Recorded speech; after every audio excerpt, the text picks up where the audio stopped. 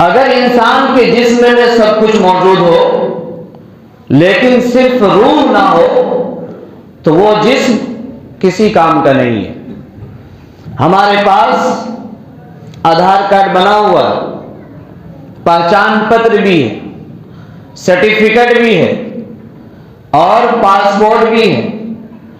और दूसरे भी प्रूफ के लिए जो हर जमाने में इंडियन प्रूफ कागजात के हिसाब से इंडियन होने के लिए जो प्रूफ लागू किए गए वो अलग अलग जमाने में उनका कागजात बदलते चले गए। लेकिन अभी जो हमारे सामने सीए की बातें हो रही है इसमें सिर्फ सीएए नहीं है, ये हमसे एक खिलवाड़ किया जा रहा है कि जिस तरह से एक कानून लाया गया हिंदुस्तान में कि अगर किसी के ऊपर शुबह हो जाए तो ये कानून सबके लिए था, शुबह हो जाए तो उसको पकड़ के जेल में डाल दिया जाएगा और 6 महीना तक उसकी सुनवाई नहीं होगी।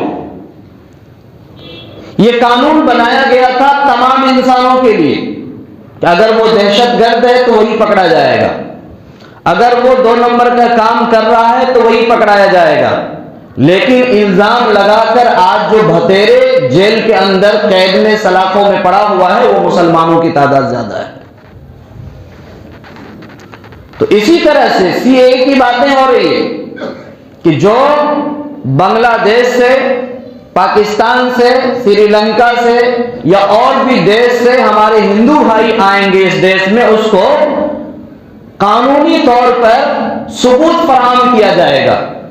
यहां का नागरिक बनाया जाएगा। यह सिर्फ यहीं तक बात महदूद नहीं है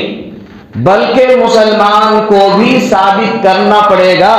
कि आप हिंदुस्तान के रहने वाले हैं तो अपना प्रूफ जमा करें। वहां अगर सिर्फ आप अपना प्रूफ जमा कर रहे हैं, जन्म प्रमाण पत्र, आधार कार्ड, पहचान पत्र और अपना सर्टिफिकेट, पासपोर्ट या जो भी डॉक्यूमेंट्स आपके पास है वो अगर आप जमा कर रहे हैं और आपकी पैदाइश 2004 के बाद है तो याद रखिए सिर्फ इसी प्रूफ पर आपको सिटीजन यहां का नहीं माना जाएगा बल्कि आपके प्रूफ के साथ साथ आपके वालिद का भी प्रूफ आपके पास होना चाहिए। आपके वालिद के प्रूफ के साथ साथ आपके मां का भी प्रूफ आपके पास मौजूद होना चाहिए और जितने भी आपके पास कागजात है इन कागजों में एक हर्फ की भी हेरा फेरी नहीं होना चाहिए, कहीं से कोई गलती नहीं होनी चाहिए। जब सीए लागू हुआ असम के अंदर,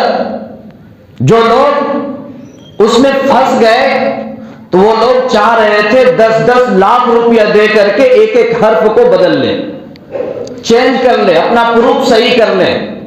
लेकिन उसका मौका उन्हें नहीं दिया गया। 5 लाख 10 लाख देकर भी वो एक हर्फ को नहीं बदल सके। इसलिए आपसे सबसे पहली बात यह कहनी है कि अगर आपका जन्म प्रमाण पत्र नहीं बना हुआ है,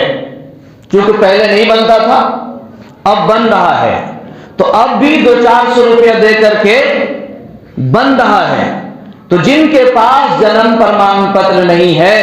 उनसे गुजारिश है कि कुछ खर्च हो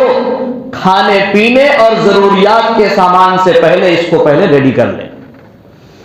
और अपने वालिद साहब का भी बनवा दे और अपनी मां का भी बनवा दे ताकि कल होकर के प्रूफ करने में किसी तरह की कोई परेशानी ना हो, कोई दिक्कत ना हो। अगर आपके पास जमीन का कागज है, रजिस्ट्री कर चुके हैं आप, उसमें आपके आधार से रजिस्ट्री कागज में किसी एक हर्फ की भी तब्दीली है और वो आपके आधार से मैच नहीं खा रहा है तो जहां गड़बड़ी है उस गड़बड़ी को आप जाकर के ठीक कर लें और इसको ऐसे ही जरूरी समझे जैसे खाने पीने को जरूरी समझते हैं और ये हर हाल में आपको करना होगा। अगर नहीं करते हैं तो जिस वक्त हमारे पास कानून वाले आएंगे सबूत मांगने के लिए और सबूत देने से हम कासिर रहेंगे, तो याद रखिए मैं मस्जिद के मिंबर से बोल रहा हूं, उस वक्त रोने और आंसू बहाने के अलावा कुछ भी नहीं मिलेगा। उस वक्त अफसोस और शर्मिंदगी के अलावा कुछ नहीं मिलेगा। वो वक्त ऐसा होगा जैसे कि रूह निकलते वक्त कहता है कि अब मैं तौबा कर रहा हूं, या रूह निकलते वक्त कहता है कि अब मैं सारा पैसा सदका कर रहा हूं, वो जैसे मकबूल नहीं है, ऐसे ही उस वक्त अगर आप चाहेंगे कि हम अपने कागजात को दुरुस्त कर ले तो उसका मौका आपको नहीं दिया जाएगा।